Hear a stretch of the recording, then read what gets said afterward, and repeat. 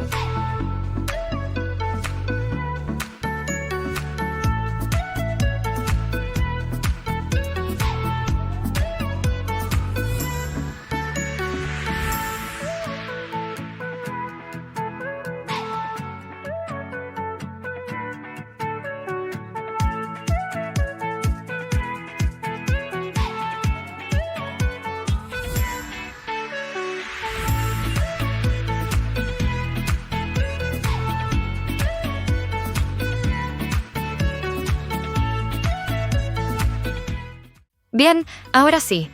Oficialmente les doy la bienvenida nuevamente. Estamos en el módulo 4, Taller Integral de Casos Jurídicos, y quiero pedirles que se queden conectados hasta el final porque al terminar este módulo tendremos la ceremonia de graduación del diplomado. Un momento muy especial en el que reconoceremos el esfuerzo y dedicación que han demostrado durante estos 4 días intensivos de formación. Será un espacio para celebrar sus logros y proyectar cómo este diplomado les abrirá nuevas oportunidades en su futuro profesional. Y con esa motivación, es momento de comenzar. Les cedo la palabra a nuestro docente, el profesor Mateo, quien nos guiará en este último módulo. Antes de comenzar, quiero agradecer a Nancy por su cálida bienvenida y por recordarnos lo especial que es este día. Estamos en el último módulo de nuestro diplomado. Hoy damos inicio al taller integral de casos jurídicos, un espacio donde vamos a poner en práctica todo lo que hemos aprendido en los módulos anteriores. ¿Qué entendemos por un caso jurídico integral? Es una situación ficticia o real que incluye hechos, actores, conflictos y posibles soluciones. No se limita a un aspecto de la práctica jurídica, sino que integra interpretación, redacción y argumentación en un solo ejercicio.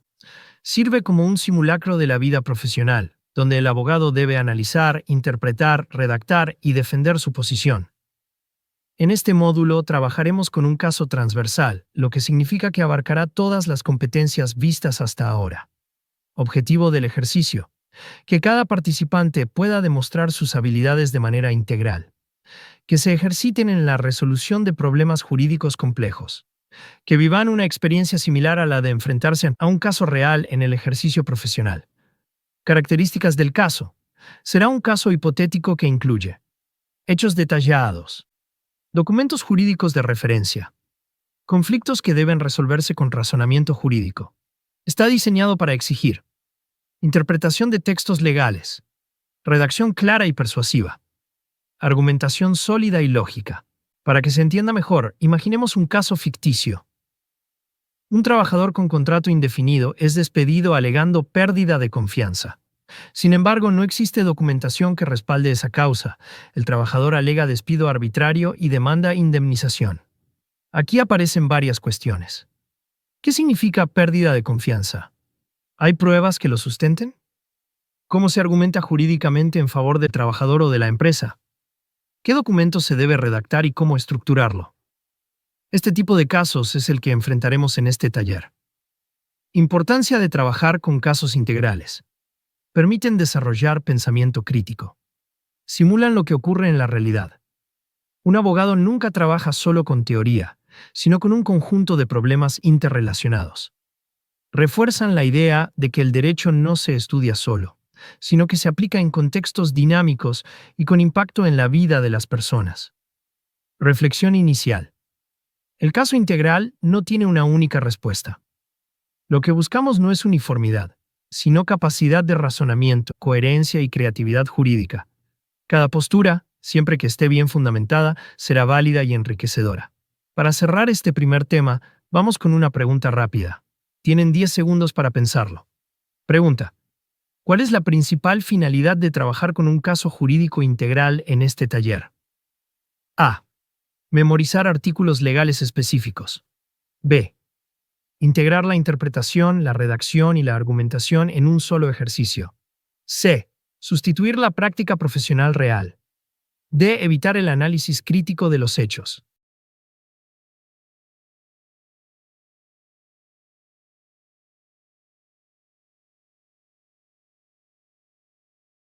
La respuesta correcta es la B. Integrar la interpretación, la redacción y la argumentación en un solo ejercicio. Porque lo que buscamos en este módulo es unir todas las competencias adquiridas para resolver casos de manera integral. Con esto concluimos el primer tema de este taller. En el próximo tema nos centraremos en la identificación de los hechos relevantes y la delimitación del problema jurídico, un paso fundamental antes de proponer cualquier solución. En el tema anterior presentamos lo que significa un caso jurídico integral y vimos cómo nos servirá para aplicar todo lo aprendido. Ahora, vamos a dar el primer paso práctico: identificar los hechos relevantes y delimitar el problema jurídico. ¿Qué significa identificar los hechos relevantes? En todo caso, encontramos una gran cantidad de información: documentos, testimonios, versiones, detalles. no todos esos datos tienen el mismo valor jurídico. Hechos relevantes son aquellos que tienen impacto directo en la solución del caso. Ejemplo sencillo. En un conflicto por incumplimiento de contrato, el color de la camisa del demandante no importa.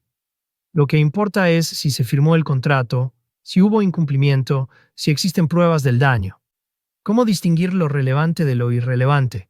Preguntarse, ¿este hecho tiene consecuencias jurídicas? Relacionarlo con el problema central. Si el hecho no aporta a la respuesta, es irrelevante. Jerarquizar. Algunos hechos son más decisivos que otros. Un consejo práctico. Cuando se estudia un caso, es útil subrayar o marcar los hechos que pueden estar ligados a una norma, un principio o un derecho. Delimitación del problema jurídico. Una vez identificados los hechos importantes, el siguiente paso es formular el problema jurídico. Es la pregunta central que el caso nos plantea. Debe formularse de manera clara y precisa. Ejemplo. En un caso de despido, la pregunta podría ser: ¿constituye el despido una causal justificada o se trata de un despido arbitrario? Errores frecuentes en este paso. Quedarse en lo narrativo. Repetir hechos sin formular el problema central. Confundir hechos con argumentos. Los hechos son lo que ocurrió. Los argumentos vendrán después. Plantear problemas demasiado amplios. Lo ideal es reducir el caso a la cuestión clave que se debe resolver. Imaginemos un caso ficticio. Una empresa rescinde un contrato de servicios alegando falta de confianza, pero no entrega pruebas. Hechos relevantes. Existía un contrato vigente. El contrato fue rescindido unilateralmente.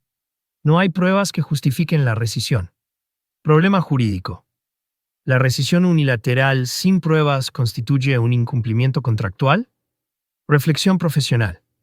Este paso es crucial porque si no identificamos bien los hechos relevantes ni formulamos correctamente el problema jurídico, todo el análisis posterior quedará mal encaminado.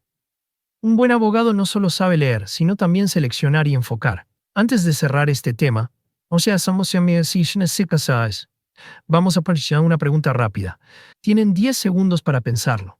Pregunta: ¿qué caracteriza a un hecho relevante en un caso jurídico? A. Es cualquier detalle narrado en los documentos. B. Es un hecho con impacto directo en la solución del caso. C. Es la opinión personal del abogado. D. Es un elemento decorativo sin relación jurídica.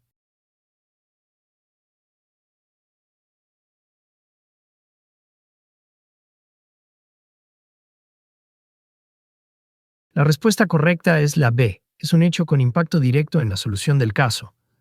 Porque los hechos relevantes son los que tienen consecuencias jurídicas, no simples detalles narrativos. Con esto concluimos nuestro segundo tema.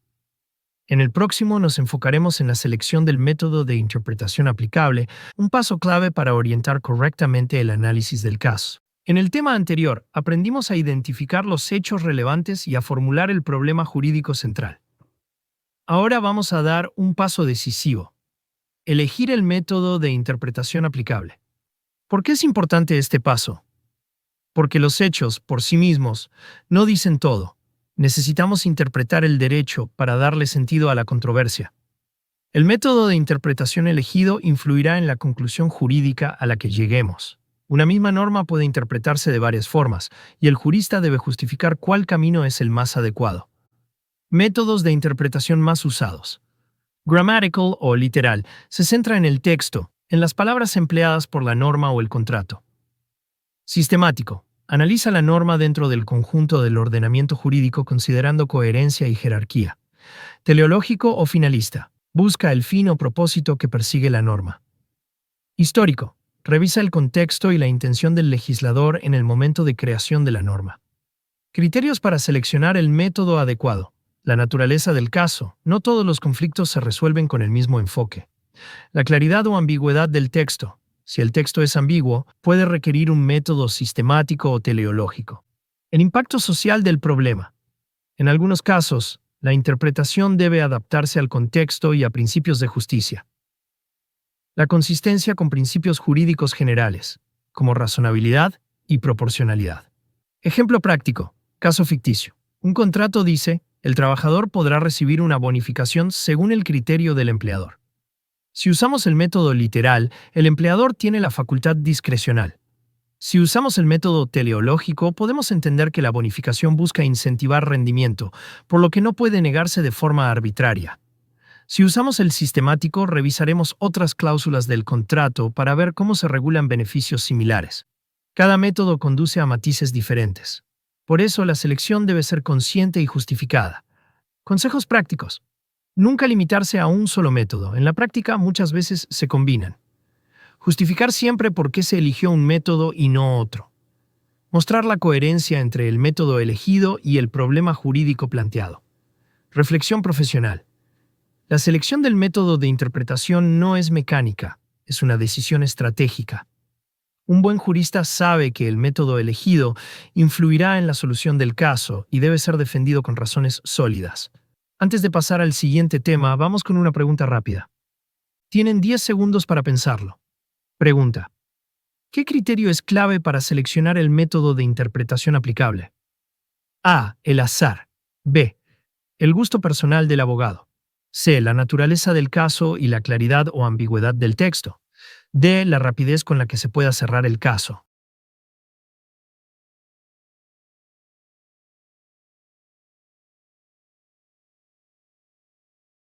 La respuesta correcta es la C. La naturaleza del caso y la claridad o ambigüedad del texto.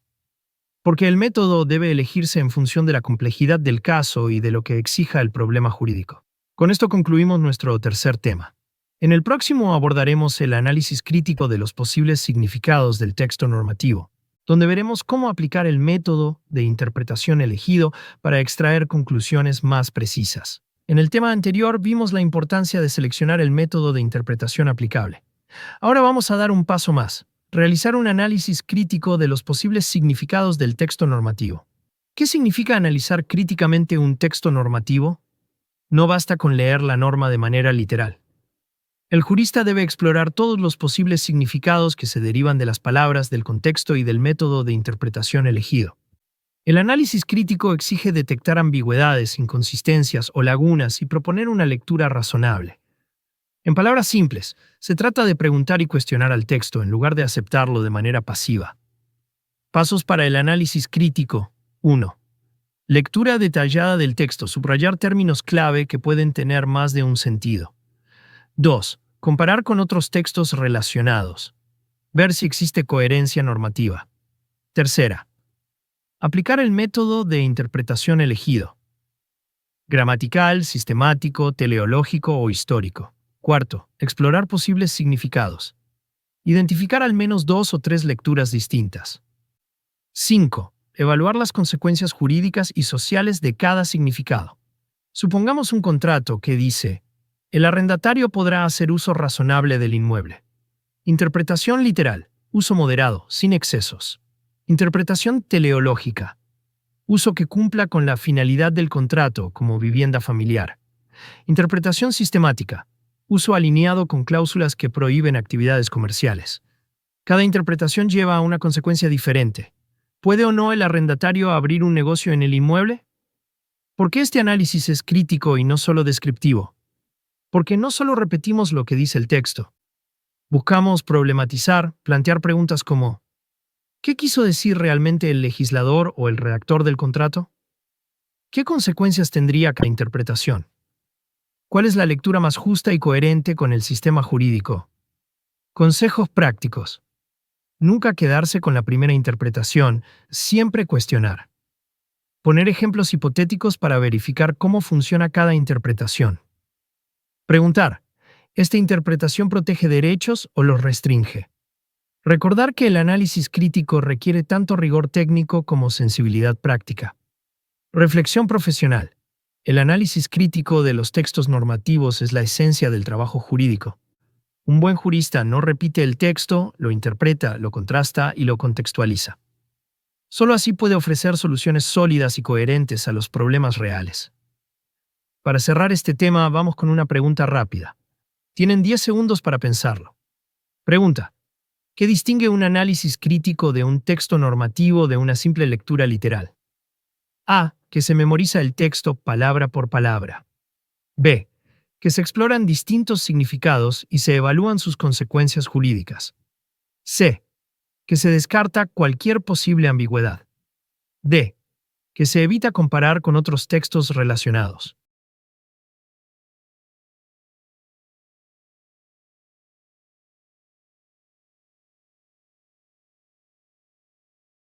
La respuesta correcta es la B, que se exploran distintos significados y se evalúan sus consecuencias jurídicas. Porque el análisis crítico va más allá de leer, exige cuestionar, comparar y valorar las implicaciones de cada interpretación. Con esto concluimos nuestro cuarto tema. En el próximo abordaremos la construcción de hipótesis jurídicas, un paso clave para estructurar posibles soluciones al problema planteado. En el tema anterior vimos cómo realizar un análisis crítico de los posibles significados del texto normativo. Ahora vamos a dar un paso lógico en la resolución de un caso, la construcción de hipótesis jurídicas. ¿Qué es una hipótesis jurídica? Una hipótesis jurídica es una propuesta de solución al problema identificado. No es la conclusión final, sino una posible vía de interpretación y aplicación del derecho que debe ser probada, defendida o descartada. Funciona como un ensayo argumentativo. Si aceptamos que este hecho tiene este significado jurídico, entonces la solución sería esta. Función de las hipótesis en el análisis jurídico. Orientan la investigación y el razonamiento. Permiten comparar distintas soluciones posibles. Evitan caer en respuestas únicas o apresuradas. Preparan el terreno para la argumentación posterior. En palabras simples, sin hipótesis jurídicas, el análisis carece de dirección. Pasos para construir una hipótesis jurídica. 1. Partir del problema jurídico delimitado. Ejemplo, ¿el despido fue arbitrario o justificado? 2. Relacionar hechos relevantes con normas o principios. Hecho, despido sin documentación. Norma o principio. Necesidad de causa justificada. Tercera, formular la hipótesis. Ejemplo, el despido fue arbitrario por carecer de justificación válida. Cuarto, probar su consistencia. Preguntarse, ¿esta hipótesis se sostiene con evidencia? ¿Es coherente con la interpretación normativa? Ejemplo ilustrativo. Caso ficticio. Una empresa rescinde unilateralmente un contrato de servicios por falta de confianza. Hipótesis A. La rescisión es válida porque la cláusula permite discrecionalidad. Hipótesis B. La rescisión es inválida porque no existe evidencia que justifique la falta de confianza. Hipótesis C. La rescisión genera responsabilidad parcial, es válida, pero requiere indemnización. Cada hipótesis abre un camino argumentativo distinto, y el jurista debe evaluar cuál es más consistente. Errores comunes al formular hipótesis jurídicas. Confundir hipótesis con la conclusión definitiva. Formular hipótesis vagas, sin relación clara entre hechos y normas. Ignorar hipótesis alternativas por quedarse con la primera opción. Consejos prácticos. Siempre construir más de una hipótesis. Eso abre el abanico de posibles soluciones. Formularlas en lenguaje claro, evitando tecnicismos innecesarios. Validarlas constantemente con evidencia y principios jurídicos. Reflexión profesional. La construcción de hipótesis jurídicas es como dibujar un mapa de rutas posibles. Algunas llevarán a soluciones fuertes, otras mostrarán inconsistencias. Lo importante es el proceso, aprender a explorar y justificar distintas vías antes de llegar a la conclusión final. Vamos a cerrar este tema con una pregunta rápida. Tienen 10 segundos para pensarlo. Pregunta: ¿qué caracteriza a una hipótesis jurídica en el análisis de un caso? A. Es la conclusión definitiva del caso. B. Es una posible vía de solución que debe ser probada y defendida. C. Es la repetición de los hechos narrados. D. Es un argumento emocional sin base jurídica.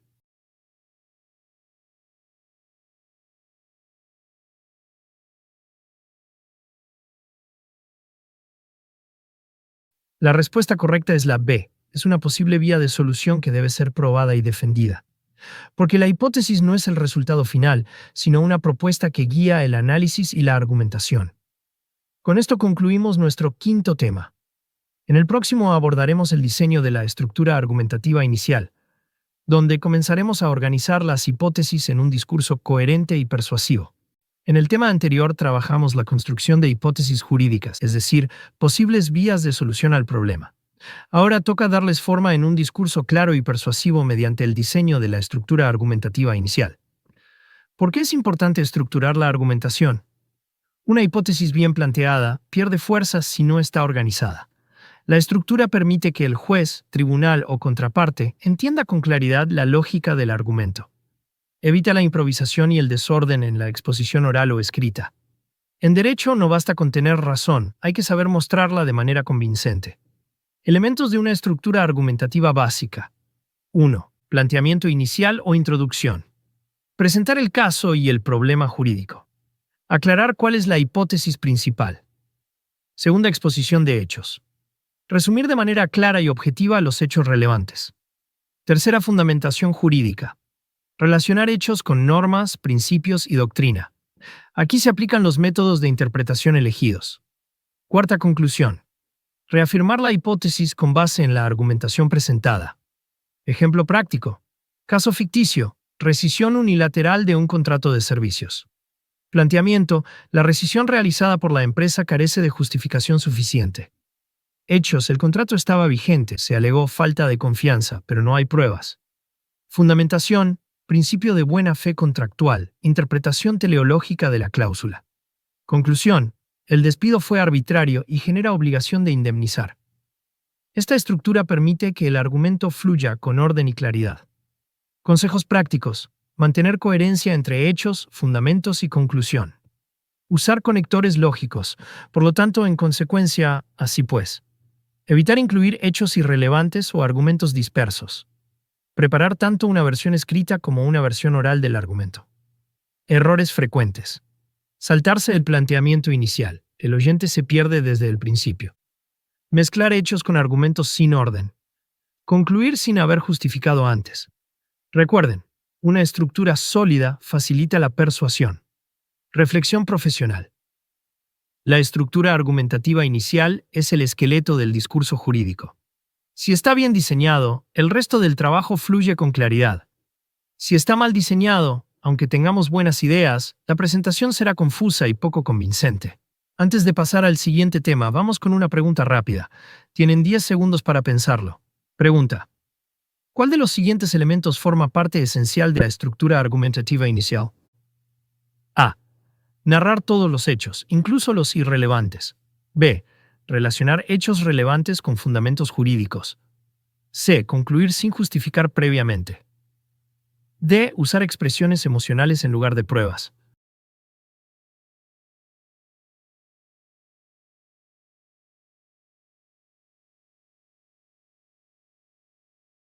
La respuesta correcta es la B. Relacionar hechos relevantes con fundamentos jurídicos. Porque esa es la base que da coherencia y fuerza al argumento. Con esto concluimos nuestro sexto tema. En el próximo hablaremos de la identificación de falacias y debilidades argumentativas, un paso clave para fortalecer el discurso y anticiparse a la contraparte. En el tema anterior vimos cómo diseñar una estructura argumentativa inicial para dar orden y fuerza a nuestras hipótesis jurídicas. Ahora toca un paso esencial: detectar las falacias y debilidades en los argumentos, tanto en los propios como en los de la contraparte. ¿Qué es una falacia? Una falacia es un error en el razonamiento, que aparenta ser válido, pero en realidad no lo es. Puede ser intencional, para manipular o no intencional, por falta de rigor. En el ámbito jurídico, una falacia debilita la credibilidad del abogado y del caso que defiende. Detectarlas a tiempo es un signo de profesionalismo y solidez argumentativa. Tipos frecuentes de falacias jurídicas. Falacia ad hominem. Atacar a la persona en lugar del argumento. Ejemplo: ese testigo no merece credibilidad porque ha tenido problemas económicos. Falacia de generalización apresurada. Sacar conclusiones con base en casos aislados. Ejemplo: un contrato similar fue fraudulento, por lo tanto todos los contratos de este tipo lo son. Falacia de falsa analogía. Comparar situaciones que no son equivalentes. Ejemplo: si en el arrendamiento no se exige autorización, tampoco debería exigirse en este contrato comercial. Falacia circular. Justificar la conclusión repitiéndola como argumento. Ejemplo: el contrato es inválido porque no tiene validez jurídica. Debilidades argumentativas. Además de falacias, encontramos argumentos débiles. Argumentos sin evidencia sólida. Argumentos irrelevantes para el caso. Argumentos excesivamente emocionales que carecen de sustento lógico. Estas debilidades no son falacias formales, pero reducen la fuerza persuasiva del discurso. Estrategias para detectar falacias y debilidades. 1. Preguntar siempre: ¿la conclusión se deriva realmente de las premisas? Segundo, revisar la relevancia de cada hecho presentado. Tercero, Contrastar el argumento con evidencia y normas. Cuarta, evaluar la coherencia interna del razonamiento. Supongamos un juicio laboral. La empresa argumenta, el trabajador no merece indemnización porque siempre llegaba tarde. Además vive lejos y seguramente no quiere trabajar. Aquí hay ad hominem, ataque a la persona. Y hay argumento irrelevante, que viva lejos no justifica no pagar indemnización. Detectar estas debilidades permite refutar con eficacia. Consejos prácticos. Evitar usar falacias, aunque parezcan útiles en el momento, debilitan la credibilidad del jurista. Anticipar posibles falacias de la contraparte. Recordar que un argumento fuerte se construye con hechos relevantes, evidencia sólida y lógica consistente. Reflexión profesional. El jurista competente no solo construye buenos argumentos, también sabe desarmar los débiles. Identificar falacias y debilidades es una herramienta de defensa tan poderosa como la argumentación misma. Cerramos este tema con una pregunta rápida. Tienen 10 segundos para responder. Pregunta. ¿Cuál de los siguientes es un ejemplo de falacia ad hominem? A. Concluir un caso con hechos irrelevantes. B. Atacar la credibilidad de la persona en vez de refutar su argumento. C. Sacar conclusiones sin pruebas suficientes. D. Repetir la conclusión como argumento.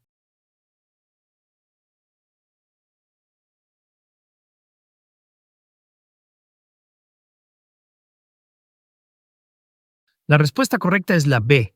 Atacar la credibilidad de la persona en vez de refutar su argumento. Porque la falacia ad hominem se centra en la persona y no en el razonamiento. Con esto cerramos nuestro séptimo tema.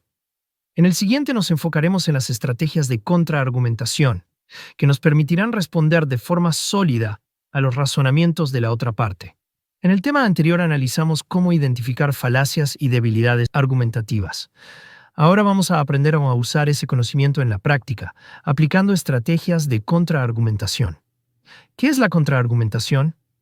Es la respuesta estructurada y fundamentada frente a un argumento de la otra parte. Su objetivo no es solo refutar, sino desacreditar la fuerza del argumento contrario y reforzar el propio. En un litigio o debate, contraargumentar de manera efectiva puede marcar la diferencia entre ganar o perder el caso. En palabras simples, contraargumentar es darle la vuelta al razonamiento de la otra parte, con base en lógica, hechos y derecho. Tipos de contraargumentación. 1. Refutación directa. Atacar el núcleo del argumento contrario. Ejemplo. La parte contraria afirma que el contrato es nulo por falta de firma, pero en realidad la firma consta en la copia certificada del expediente. Segundo debilitamiento. Mostrar que el argumento contrario carece de fuerza suficiente. Ejemplo. El testigo dice haber visto el hecho, pero reconoce que estaba a más de 200 metros de distancia. Tercera contraprueba. Presentar evidencia que contradiga directamente el argumento de la otra parte. Ejemplo. Presentar un documento, testimonio o peritaje que desmienta la afirmación. Cuarta reformulación. Mostrar que el argumento contrario se basa en un malentendido o en una interpretación errónea. Ejemplo. La norma no establece prohibición, sino limitación. Son conceptos distintos. Estrategias prácticas para la contraargumentación. Escuchar con atención. No se puede contraargumentar lo que no se entiende. Detectar falacias y debilidades. Usar lo visto en el tema anterior para evidenciar errores. Ser claro y breve. Una contraargumentación extensa puede perder impacto. Reforzar la hipótesis propia.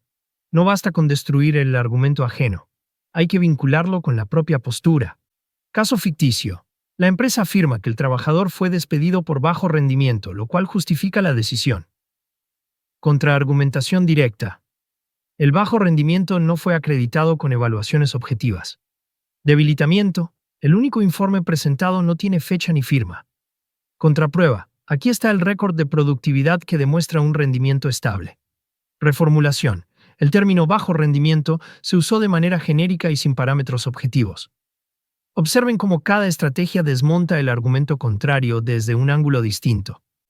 Consejos prácticos. Mantener un tono respetuoso, atacar el argumento, no a la persona. Usar ejemplos claros y verificables. Practicar la capacidad de responder en tiempo real. En audiencias orales el tiempo es limitado. Reflexión profesional. La contraargumentación no es solo un acto defensivo. Es una oportunidad para demostrar dominio jurídico, capacidad lógica y seguridad profesional. Un buen jurista no solo construye su caso, también sabe anticipar y neutralizar al adversario. Cerramos este tema con una pregunta rápida. Tienen 10 segundos para pensarlo. Preguntan, ¿cuál de las siguientes es una estrategia de contraargumentación por contraprueba? A. Señalar que el argumento contrario se basa en una falacia. B. Mostrar evidencia que contradiga el argumento de la otra parte. C. Reformular el argumento mostrando una mala interpretación. D. Rebatir directamente la premisa principal.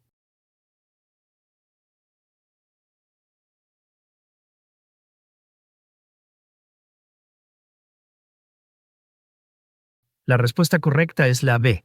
Mostrar evidencia que contradiga el argumento de la otra parte. Porque la contraprueba implica introducir hechos o pruebas que directamente desmienten lo afirmado por el adversario. Con esto concluimos nuestro octavo tema. En el próximo trabajaremos la redacción de un escrito jurídico donde llevaremos todo este proceso al plano escrito con claridad y precisión. En el tema anterior vimos cómo aplicar estrategias de contraargumentación para responder a los razonamientos de la otra parte. Ahora vamos a trasladar todas esas herramientas al plano escrito, abordando la redacción de un escrito jurídico. ¿Qué es un escrito jurídico? Es un documento formal que plasma de manera clara y estructurada los argumentos, fundamentos y pretensiones en un caso. Puede ser una demanda, contestación, informe, dictamen, apelación o solicitud procesal. Su finalidad es convencer a través de la palabra escrita, con orden, claridad y persuasión. En derecho, lo escrito tiene tanta o más fuerza que lo oral, porque queda como constancia en el expediente. Elementos básicos de un escrito jurídico. 1. Encabezado. Identificación del órgano. Partes y asunto. Segunda, exposición de hechos. Clara, cronológica y sin adornos innecesarios. Tercero. Fundamentos jurídicos. Normas, principios y doctrina aplicables. Cuarta, argumentación. Conexión entre hechos y derecho, presentada con lógica.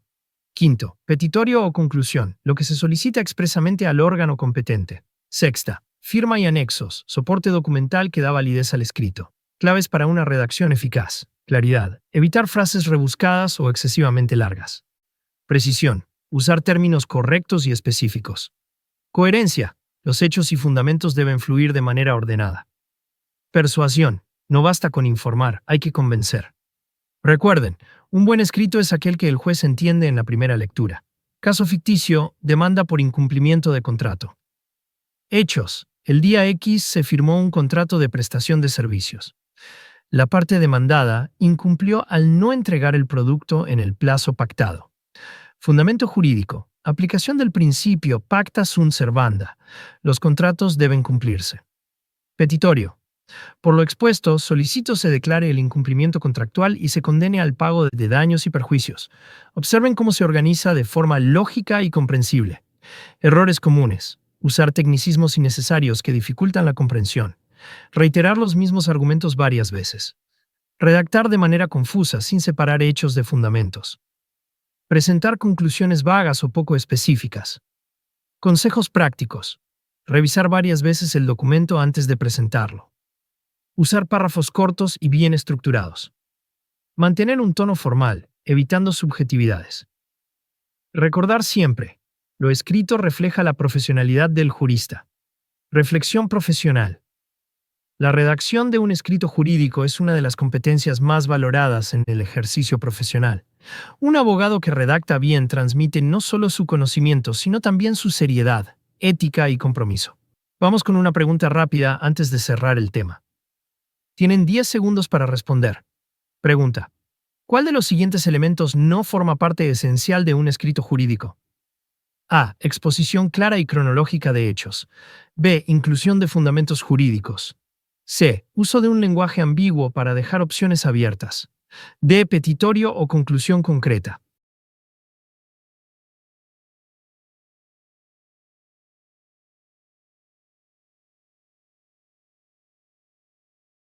La respuesta correcta es la C. Uso de un lenguaje ambiguo para dejar opciones abiertas. Porque un escrito jurídico debe ser claro y preciso, la ambigüedad solo debilita la persuasión y la fuerza del documento. Con esto concluimos nuestro noveno tema. En el próximo trabajaremos la aplicación de principios de redacción clara y persuasiva, donde afinaremos técnicas para que los documentos no solo informen, sino también convenzan. En el tema anterior revisamos la estructura básica de un escrito jurídico y cómo redactarlo de manera formal.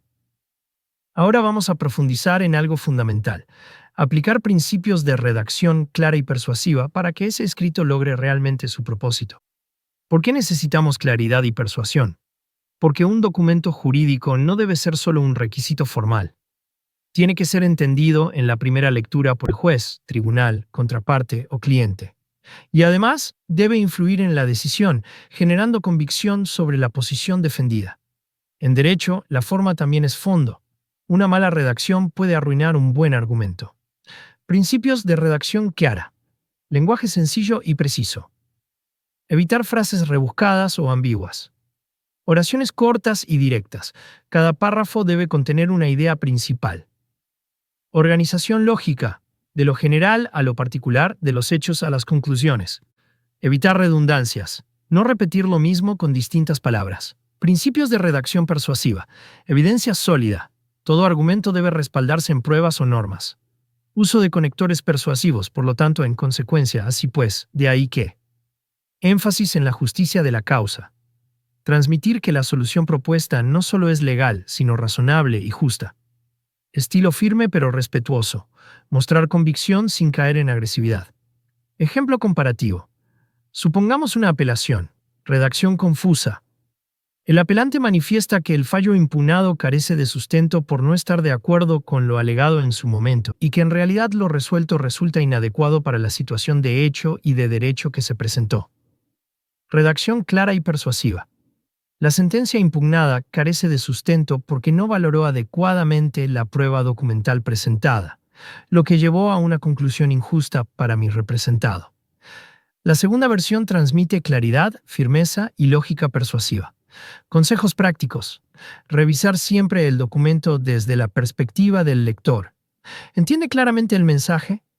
Usar ejemplos o analogías breves cuando sea necesario para reforzar la comprensión. Cuidar el tono. Evitar exageraciones o adjetivos innecesarios. Recordar que la persuasión no es manipulación, es convencer con base en razones y justicia. Reflexión profesional. La redacción clara y persuasiva es una marca distintiva del jurista competente. Un escrito bien construido no solo informa, también guía al lector hacia la solución más razonable. Dominar esta habilidad abre puertas en el litigio, la consultoría y la asesoría jurídica. Cerramos este tema con una pregunta breve. Tienen 10 segundos para responder. Pregunta. ¿Cuál de los siguientes no corresponde a un principio de redacción persuasiva? A. Respaldar cada argumento con evidencia sólida. B. Utilizar un estilo firme y respetuoso. C. Repetir la misma idea varias veces para que quede clara. D. Enfatizar que la solución propuesta es justa y razonable.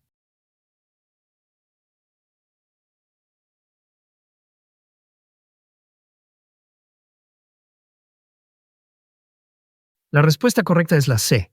Repetir la misma idea varias veces para que quede clara. Porque la redundancia no persuade, al contrario, debilita el impacto del argumento y genera confusión. Con esto concluimos nuestro 10º tema. En el próximo abordaremos los errores frecuentes en la escritura jurídica y cómo evitarlos, lo que nos permitirá reforzar la calidad de nuestros escritos y detectar fallas comunes en la práctica profesional. Ahora nos centraremos en un aspecto esencial de la práctica profesional contemporánea: el trabajo colaborativo en la resolución del caso jurídico. Importancia del trabajo colaborativo en el ámbito jurídico. El derecho actual ya no se concibe como un trabajo solitario. La colaboración permite combinar especialidades, perspectivas y experiencias, enriqueciendo la resolución de los casos. En los equipos jurídicos, cada integrante puede asumir roles distintos: investigación, argumentación, redacción, control de plazos, entre otros. Cuando se trabaja en equipo, el resultado no es solo más eficiente, sino también más justo y fundamentado. Elementos clave del trabajo colaborativo. 1. Comunicación clara y continua. Es vital establecer canales formales: correos, documentos compartidos, reuniones periódicas. Segunda, distribución equitativa de tareas. Cada miembro debe conocer su rol dentro del caso. Tercera, confianza profesional. La colaboración requiere respeto y reconocimiento de las capacidades ajenas. Cuarta, gestión de conflictos. No siempre habrá consenso. El liderazgo ético y el diálogo razonado son la clave para avanzar. Herramientas útiles para la colaboración jurídica. Plataformas en línea como Google Drive, Notion o Microsoft Teams facilitan el trabajo conjunto. Los documentos compartidos permiten que varios profesionales aporten en tiempo real. Los calendarios colaborativos ayudan a cumplir plazos procesales y coordinaciones estratégicas. Ejemplo aplicado. Imaginemos que un equipo jurídico debe preparar una demanda compleja. Un integrante redacta los hechos y antecedentes. Otro se encarga de los fundamentos jurídicos. Un tercero revisa la coherencia argumentativa y el formato final. Finalmente, todos revisan juntos y ajustan los puntos débiles. Este tipo de colaboración refleja lo que sucede en estudios jurídicos, fiscalías y tribunales.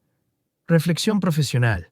El trabajo colaborativo no solo mejora el resultado jurídico, sino que fortalece las competencias interpersonales, esenciales en la profesión: liderazgo, empatía y comunicación efectiva. Pregunta de repaso. Tienen 10 segundos para responder. ¿Cuál es el principal beneficio del trabajo colaborativo en la resolución de un caso jurídico? A. Acelerar los trámites sin revisar los argumentos. B. Permitir la integración de diversas perspectivas profesionales.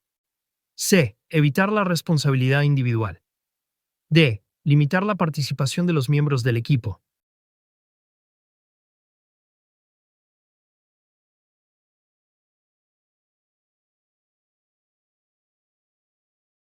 La respuesta correcta es la B.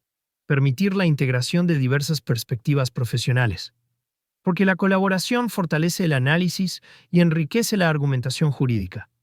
Ahora que comprendemos cómo trabajar en equipo, pasaremos a un momento clave del ejercicio profesional: la exposición oral de los resultados y la defensa de posturas. En este tema abordaremos cómo presentar los resultados de un caso jurídico y defender una posición ante un público o autoridad.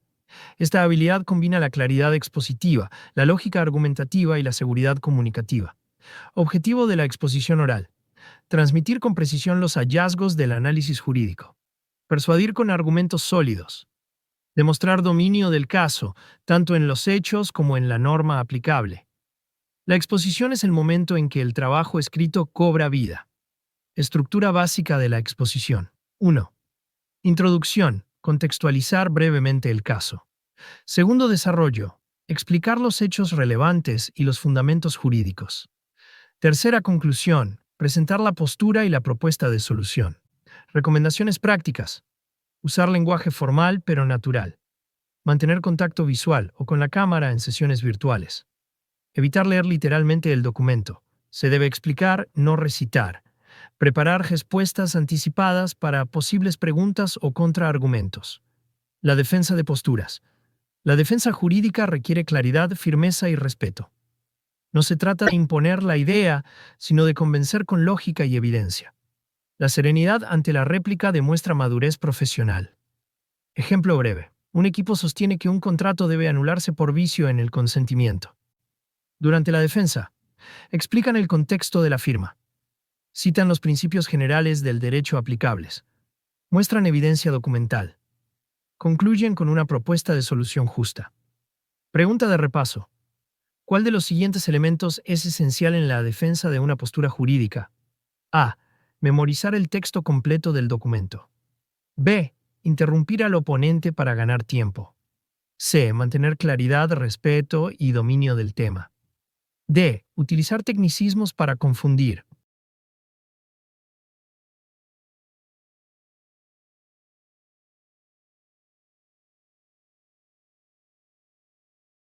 La respuesta correcta es la C. Mantener claridad, respeto y dominio del tema.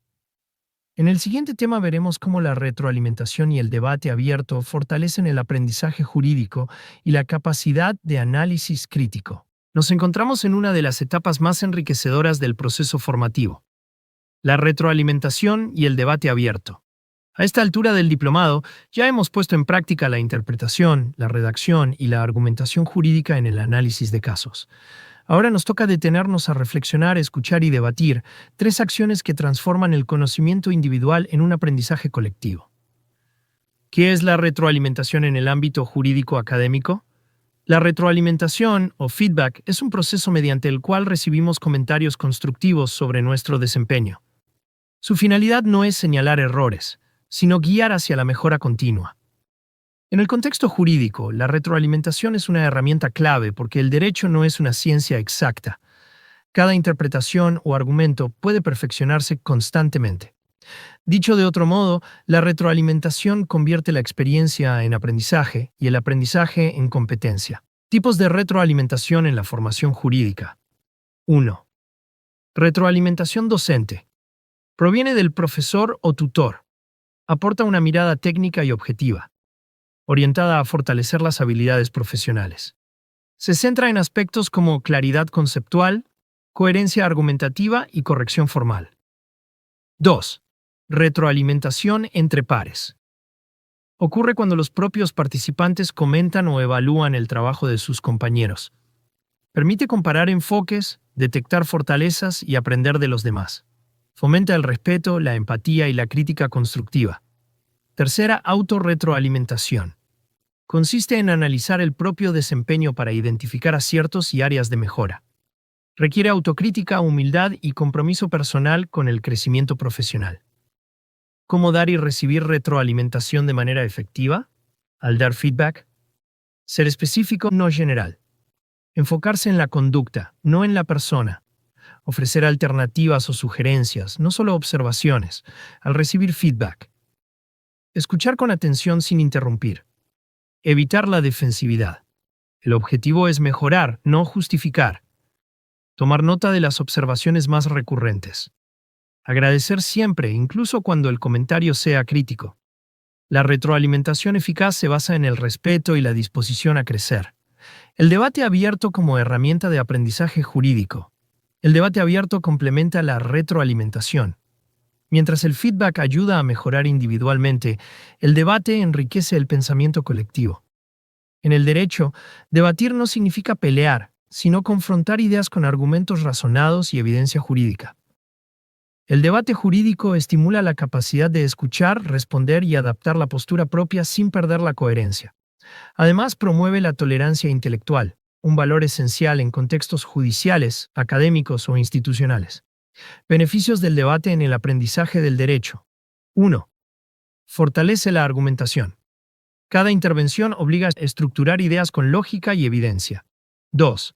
Desarrolla pensamiento crítico. Se aprende a cuestionar, analizar y defender posturas. Tercera, fomenta la empatía jurídica. Al escuchar al otro, comprendemos mejor diferentes interpretaciones del mismo problema. Cuarta, prepara para la práctica real. Juicios orales, audiencias y deliberaciones requieren exactamente estas habilidades. Ejemplo de retroalimentación y debate aplicados. Imaginemos una simulación de audiencia dentro del diplomado. El equipo A defiende la constitucionalidad de una medida restrictiva. El equipo B argumenta su inconstitucionalidad por vulnerar derechos fundamentales.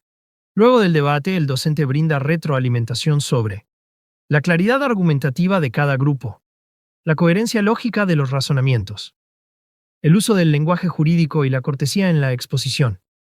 Ambos equipos aprenden no solo de sus aciertos, sino también de los de sus compañeros. Así, la retroalimentación y el debate se complementan para generar aprendizaje significativo y colaborativo. ¿Cómo incorporar la retroalimentación en la práctica profesional? En el ámbito laboral, la retroalimentación puede provenir de colegas, superiores o incluso clientes. Aprender a escucharla y aplicarla mejora la calidad de los informes, las defensas y las estrategias jurídicas. Los mejores abogados no son los que nunca se equivocan, sino los que aprenden más rápido de cada experiencia. Reflexión ética del proceso. La retroalimentación y el debate deben desarrollarse bajo principios éticos de respeto, humildad y profesionalismo. Escuchar sin descalificar. Responder sin soberbia. Reconocer los errores como parte natural del crecimiento. Un ambiente ético y colaborativo no solo forma mejores juristas, sino también mejores personas. Consejos finales del tema. Acepta la crítica como una oportunidad. No temas debatir. El disenso bien manejado impulsa la evolución del pensamiento jurídico. En cada caso, busca no solo tener la razón, sino comprender por qué la otra parte piensa distinto. El verdadero aprendizaje ocurre cuando dejamos de defender lo que creemos saber y empezamos a escuchar lo que aún no comprendemos del todo. Vamos a cerrar este tema con una pregunta rápida. Tienen 10 segundos para reflexionarla.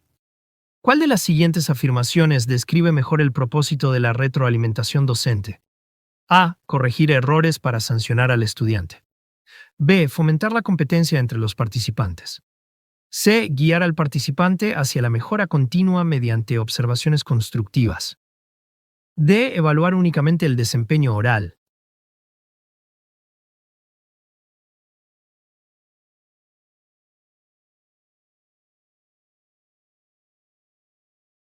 La respuesta correcta es la C. Guiar al participante hacia la mejora continua mediante observaciones constructivas. Porque la retroalimentación no busca juzgar, sino orientar y fortalecer el aprendizaje a través del análisis y la reflexión crítica. Y con esto cerramos nuestro tema sobre retroalimentación y debate abierto. Hemos comprendido que escuchar, debatir y mejorar son pilares de la práctica jurídica moderna. En el siguiente tema abordaremos un componente esencial del ejercicio profesional: la ética aplicada a los casos jurídicos, donde analizaremos cómo los valores y principios guían nuestras decisiones más allá de la técnica. Estamos entrando en uno de los temas más profundos e importantes de todo el diplomado.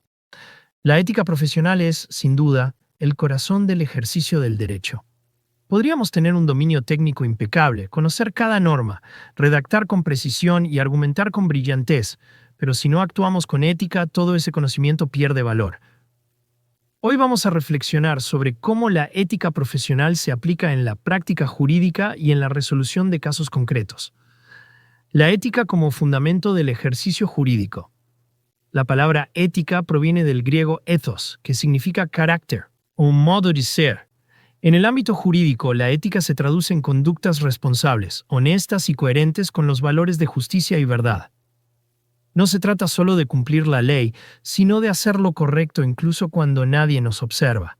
La ética profesional es lo que convierte al jurista en un verdadero servidor de la justicia, no solo un técnico del derecho.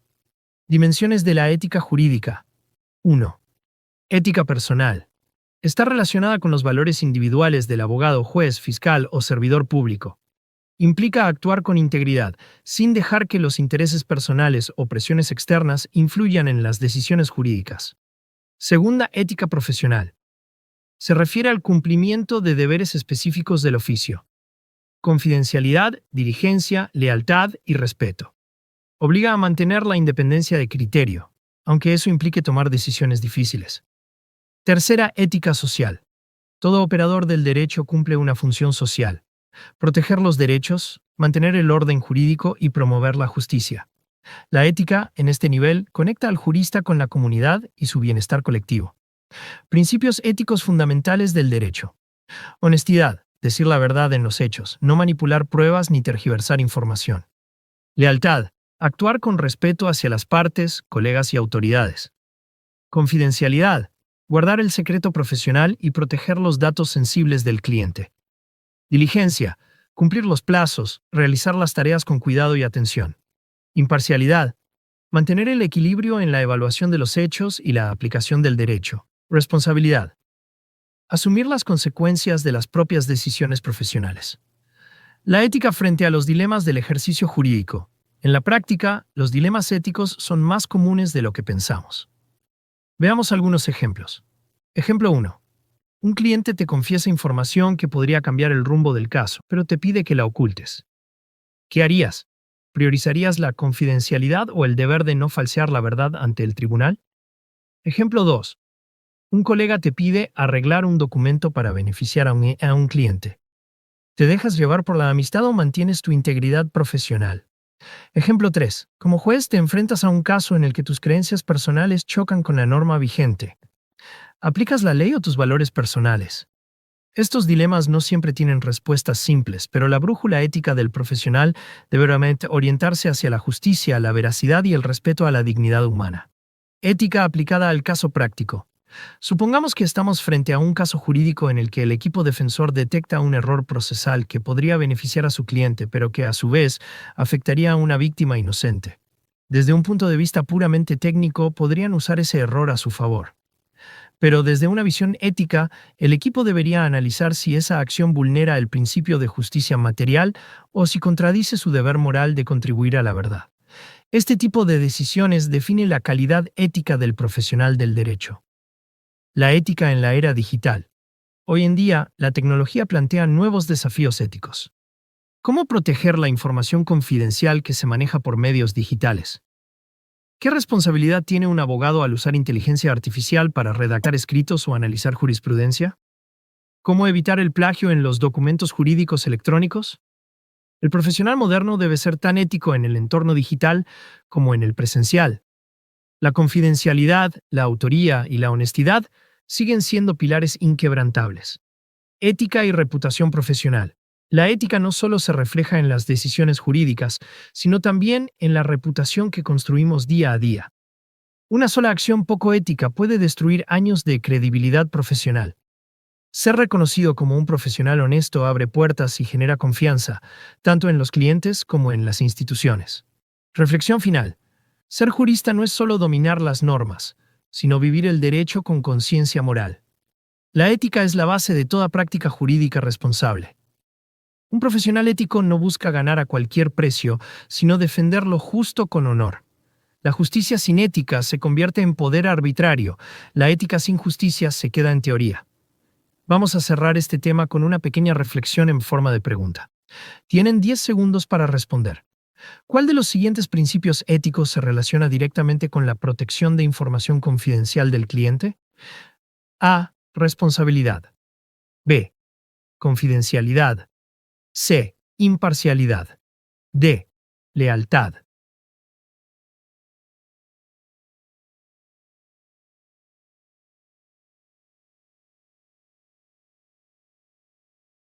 La respuesta correcta es la B. Confidencialidad. Porque este principio garantiza que toda la información que el cliente confía al profesional se mantenga en reserva, protegiendo así su derecho a la privacidad y fortaleciendo la relación de confianza. Y con esto concluimos uno de los temas más humanos y profundos de todo el diplomado. Hemos comprendido que la ética no es un complemento, sino el eje central del ejercicio jurídico. En nuestro próximo y último tema, realizaremos la evaluación integral de competencias jurídicas, donde analizaremos todo lo aprendido y cómo cada elemento, interpretación, redacción, argumentación y ética se integra en la práctica profesional. Llegamos al último tema de este diplomado. Han sido jornadas intensas de aprendizaje, reflexión y práctica. Hoy, más que un cierre, realizaremos una evaluación integral, donde revisaremos las competencias que ustedes han fortalecido durante todo el proceso formativo. Esta evaluación no es un examen, sino una oportunidad para tomar conciencia del progreso logrado. Lo que antes parecía teórico, hoy se ha convertido en una herramienta útil para la vida profesional. ¿Qué significa una evaluación integral? Integral significa que no medimos una sola habilidad, sino la combinación de saberes, destrezas y actitudes. En este diplomado, ustedes han desarrollado competencias interpretativas, redaccionales, argumentativas y éticas, que se complementan entre sí. Un jurista competente no solo sabe qué decir, sino cómo decirlo, por qué decirlo y hasta dónde puede hacerlo con ética. La evaluación integral busca responder a esta pregunta. ¿Qué tipo de profesional del derecho estoy siendo después de este proceso? Dimensiones de la evaluación integral. 1. Competencia interpretativa. Analizar textos legales, doctrinales o contractuales con criterio crítico. Identificar la intención del legislador, el contexto normativo y los posibles significados del texto. Aplicar métodos de interpretación adecuados a cada caso. Segunda competencia redaccional. Redactar textos jurídicos con claridad, coherencia y precisión. Usar el lenguaje jurídico de manera comprensible sin perder formalidad. Elaborar escritos procesales, dictámenes, contratos o informes con estructura profesional. Tercera competencia argumentativa. Construir y defender posturas jurídicas sólidas. Fundamentar con lógica, evidencia y principios del derecho. Refutar argumentos contrarios sin perder el respeto ni la objetividad. Cuarta competencia ética y colaborativa. Mantener la honestidad y la lealtad profesional en toda actuación. Trabajar en equipo respetando las ideas y funciones de los demás. Actuar con responsabilidad social y compromiso con la justicia. Aplicación práctica. La integración de competencias. Imaginemos un caso integral. Una empresa enfrenta una demanda laboral por despido injustificado. Ustedes interpretan la normativa y los precedentes aplicables. Luego redactan un informe o demanda bien estructurada. Posteriormente argumentan oralmente su postura ante un tribunal simulado. Y todo ello lo hacen desde una conducta ética, sin tergiversar los hechos. Ese ejercicio resume exactamente lo que significa ser un profesional competente en derecho. Autoevaluación del participante. Un buen ejercicio para este cierre es que cada uno se haga 3 preguntas. 1. ¿Qué he aprendido realmente sobre el lenguaje jurídico? 2. ¿Qué hábitos debo seguir practicando para mejorar? Tercero, ¿cómo aplicaré lo aprendido en mi entorno profesional o académico? Este tipo de autoanálisis reflexivo consolida los aprendizajes y proyecta la mejora continua. Importancia de la evaluación en la formación continua. La evaluación integral no busca señalar errores, sino reconocer avances. En el mundo jurídico, el aprendizaje nunca se detiene. Las leyes cambian, las realidades evolucionan, y el jurista debe actualizarse constantemente. Por eso, más que aprobar un diplomado, lo importante es mantener la mente abierta a seguir aprendiendo siempre. Competencias adquiridas y su impacto profesional. Al finalizar este diplomado, los participantes entienden cómo analizar críticamente una norma o contrato sin depender del contexto local. Redactan documentos que reflejan claridad, rigor y estructura lógica. Argumentan con base en la razón, no en la improvisación. Y sobre todo comprenden que la ética no es una materia aislada, sino el marco que da sentido a todo el ejercicio jurídico. Estas competencias son transferibles a cualquier ámbito del derecho: judicial, corporativo, académico o administrativo. Evaluación como cierre de ciclo. La evaluación integral también tiene un sentido simbólico. Es el punto de encuentro entre lo aprendido y lo que está por venir. A partir de aquí, cada uno de ustedes puede construir su propio estilo profesional, combinando técnica, criterio y valores. Recuerden que el derecho cambia, pero la integridad profesional debe permanecer inmutable. Permítame compartir una idea que resume este recorrido. El conocimiento del derecho da poder, pero la ética y la razón le dan legitimidad. Durante este diplomado no solo han adquirido información, han fortalecido una forma de pensar, analizar y comunicar el derecho. Han aprendido a mirar más allá del texto y comprender el sentido profundo de la justicia. Eso es lo que distingue a un jurista técnico de un verdadero profesional del derecho. Vamos a cerrar con una última pregunta, que más que un test, es una reflexión para todos. Tienen 10 segundos para pensarla. ¿Cuál de las siguientes afirmaciones resume mejor el propósito de la evaluación integral en este diplomado? A. Calificar el nivel de conocimiento de leyes nacionales. B. Medir las competencias y la integración de habilidades jurídicas. C. Verificar únicamente la redacción técnica del participante. D. Evaluar la participación en clase.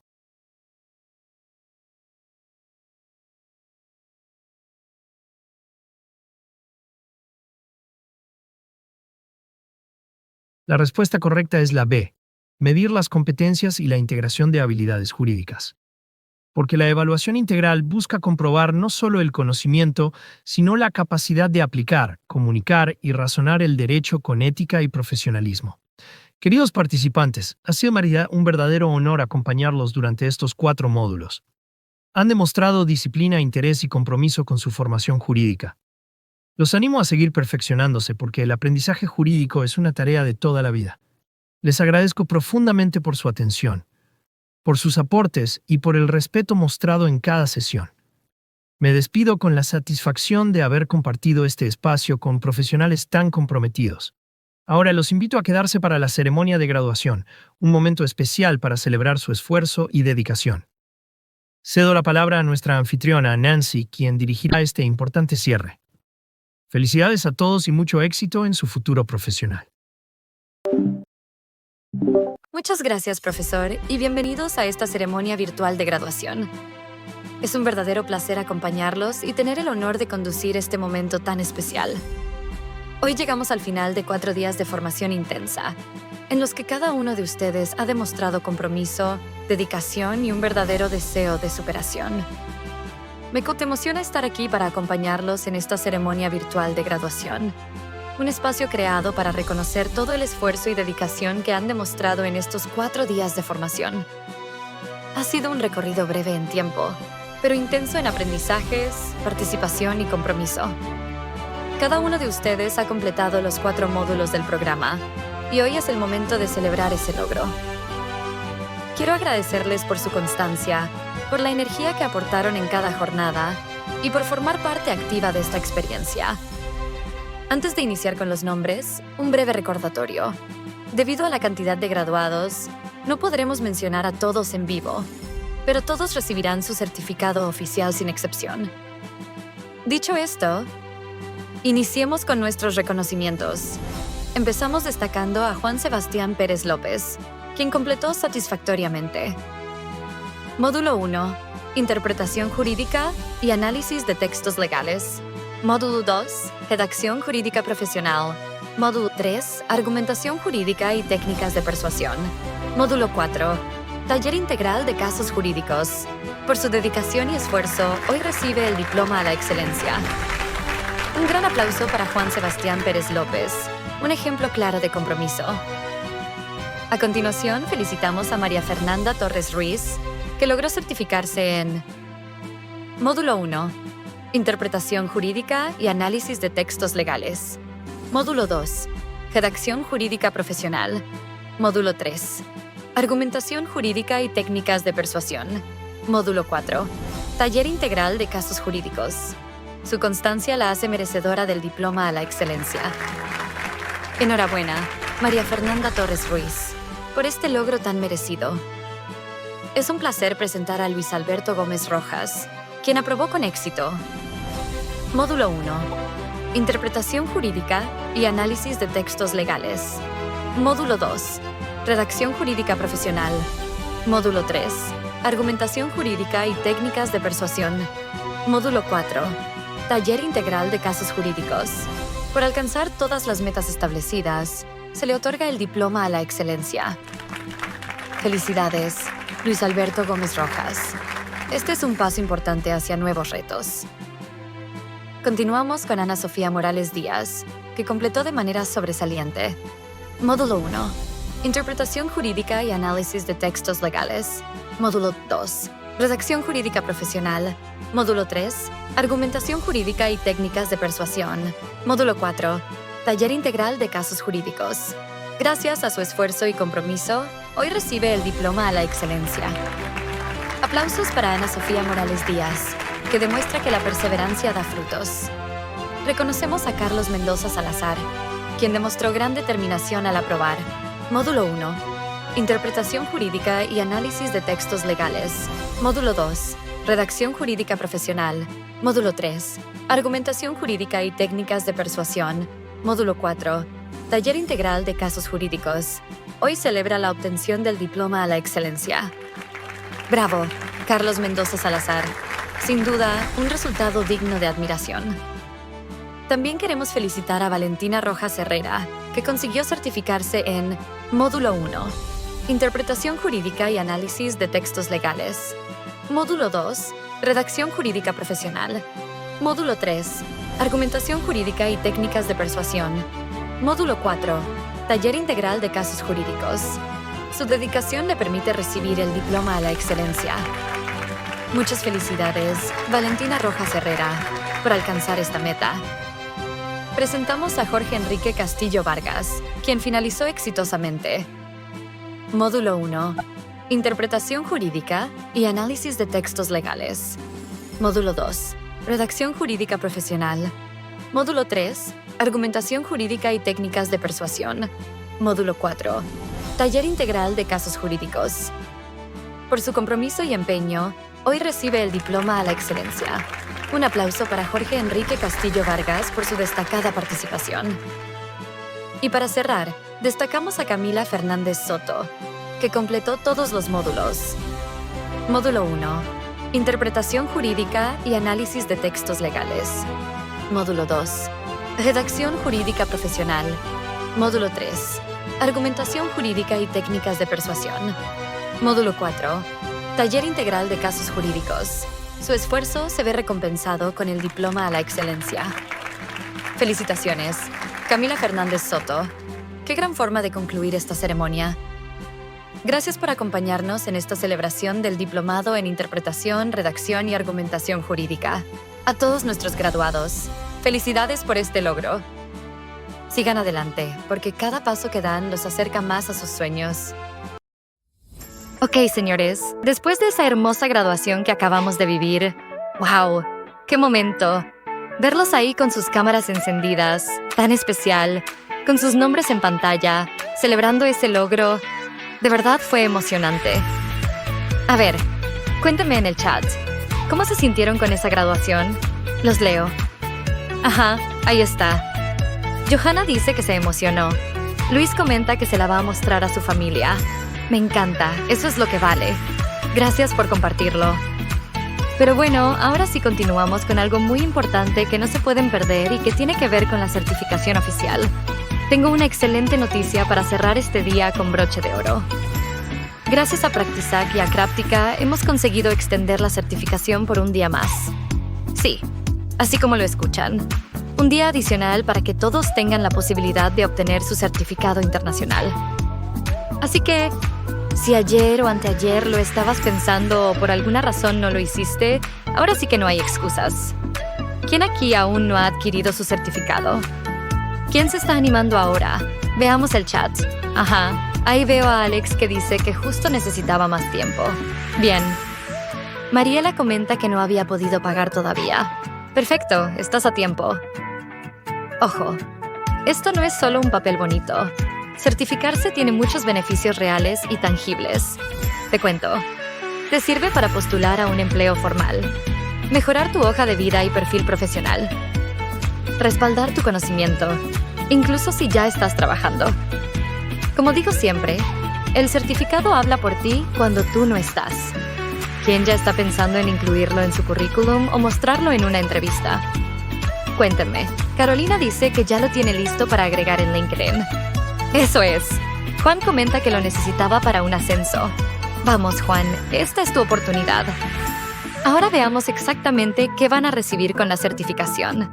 Por cada módulo que completen satisfactoriamente, reciben un certificado internacional con su nombre completo y número de documento, el título exacto del módulo cursado, fecha del diplomado, firmas oficiales, la de José Cayata Enríquez, gerente de Practisac, y la de Verónica Timotea. Sello oficial de autenticidad. El famoso código QR de validación digital. ¿Y ese QR qué hace? Ese código permite que cualquier persona, empresa, reclutador o universidad pueda verificar que tu certificado es real y válido. Escanean el QR y listo. Ven tu nombre, tu documento, el curso y la institución que lo emitió. Todo registrado en nuestra base de datos y con respaldo internacional. Es como tener una firma electrónica integrada. ¿Quién ya conocía ese tipo de validación con QR? ¿Alguien lo ha usado antes? Carmen dice que lo vio en un curso anterior. Bien, Leo comenta que se lo pidió su jefe para validar un diploma. Ahí está la utilidad real, colegas. Además, junto a la certificación, van a recibir acceso ilimitado a todas las clases grabadas. Sí, las 4 sesiones completas del diplomado, para que puedan repasar lo aprendido, estudiar a su ritmo, prepararse mejor para entrevistas o cargos nuevos, tenerlo como consulta siempre que lo necesiten. Y si adquieren los 4 certificados, como les dije antes, se llevan totalmente gratis el diploma a la excelencia, un reconocimiento especial por haber completado todo el programa. Este diploma tiene un diseño especial, los 4 módulos enumerados, firmas y sellos oficiales, un respaldo que realmente marca diferencia. ¿A quién le gustaría tener ese diploma a la excelencia? Andrea dice que ya se ve marcándolo. Bien ahí. John comenta que lo quiere para su oficina. Me encanta esa actitud. Ahora sí, vamos con los precios por país, para que lo tengan claro. Argentina, 50,000 pesos. Bolivia, 400 bolivianos. Colombia, 150,000 pesos. Ecuador, $40. México, 800 pesos. Perú, 150 soles. Todo esto incluye los 4 certificados más el diploma a la excelencia gratis. A ver, ¿quién dice yo me certifico hoy? Ahí los leo. Pedro dice que ya está listo. Estefanía también. Vamos con todo, colegas. ¿Y ahora cómo pueden adquirir su certificado? Muy sencillo. Aquí va el paso a paso. 1. Si aún no están en el grupo oficial de WhatsApp, únanse. Es el mismo donde reciben los enlaces del Zoom. 2. En ese grupo vamos a compartir el número del área de ventas. 3. Solo tienen que escribir a ese número y les enviarán el precio según su país, los métodos de pago disponibles y la guía completa para recibir su certificado. Todo lo hacen desde su celular o computadora sin salir del grupo. ¿Está claro? Escríbanme un todo claro en el chat. Ajá, ahí va. Lourdes dice que ya entendió. Damián pregunta si se puede pagar por transferencia. Sí, se puede. Y ahora sí, colegas. Llegamos al cierre oficial del diplomado. No solo del módulo 4, sino de todo este proceso que hemos vivido juntos. Han sido sesiones intensas, llenas de contenido útil, experiencias compartidas y muchísima participación. De verdad, me llevo lo mejor de ustedes. Gracias por cada mensaje, por cada presencia, por cada pregunta. Gracias a Practisac, a Craftica y sobre todo, gracias a ustedes, los protagonistas de este diplomado. Recuerden, tienen solo un día más para adquirir sus certificados y llevarse también su diploma a la excelencia. Ha sido un placer acompañarlos en esta experiencia. Nos vemos en un próximo programa. Un fuerte abrazo para todos y que tengan un excelente día, colegas.